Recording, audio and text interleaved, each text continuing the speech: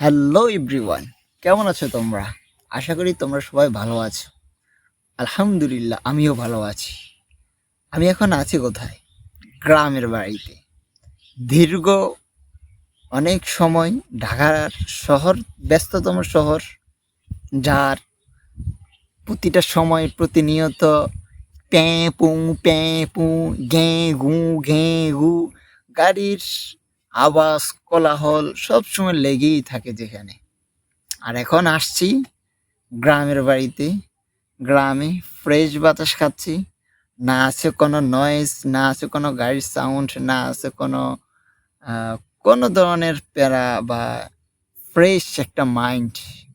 এখন আছি গাছের নিচে, বসে আছি, বাতাস আসছে, ভাল লাগছে। খুব শান্তিতে, খুব ভাল লাগছে। ঢাকা শহর থেকে আসছি তো, শহরের কোলাহলমুক্ত থেকে এসে এখন ফ্রেশ একটা ওয়েদারে আছি। আলহামদুলিল্লাহ খুব ভালোই লাগতেছে। তবে বিশেষ করে যখন বাতাসটা আসে না, মানে গ্রামের যে ফ্রেশ বাতাসটা আসে, অত্যন্ত খুব খুব ভালো লাগে খুব। এই যে এখন একটা বাতাস আসছে, উফ, মানে গাছ ছুঁয়ে যায়, এত সুন্দর বাতাস, ভালো লাগে। তো অবশ্য যারা গ্রামে থাকেন তারা বিষয়টা অনুভব করতে পারবেন। আর যারা গ্রামে থাকেন না, সবসময় শহরেই থাকেন, তো তাহলে তো তাদের তো আর কোনো চিন্তা ভাবনাই না, আর তারা তো এইসবগুলো বুঝবেও না যে গ্রামের মজাটা কেমন, গ্রামের ওয়েদারটা কেমন, গ্রামের বাতাসটা কেমন। আর ঢাকা শহরের যে বাতাসটা থাকে, হ্যাঁ, তবুও আলহামদুলিল্লাহ খুব ভালো। কিন্তু তবুও তার মধ্যে থেকে যে বাতাসের যে একটা শীতলতা, বা গ্রামের চাইতেও কখনো এটা বেটার কখনো হবে না।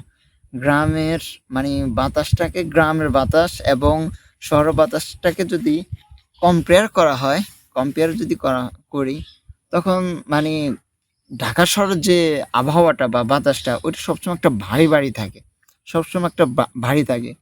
আর গ্রামের বাতাস আলহামদুলিল্লাহ যথেষ্ট পরিমাণ ফ্রেশ। কোনো গার্মেন্টস নেই, কোনো গার্মেন্টসের কোনো কারখানার কোনো আহ, বাতাস নেই, কোনো ধোঁয়া নেই কোনো কিছু নেই। ঢাকা শহর সবগুলো এগুলো দিয়ে ভরপুর। যাক আলহামদুলিল্লাহ, আছি কয়দিন, দেশ গ্রামে আছি, থাকবো, ফ্রেশ মাইন্ড নিয়ে ঘুরবো, এই আর কি।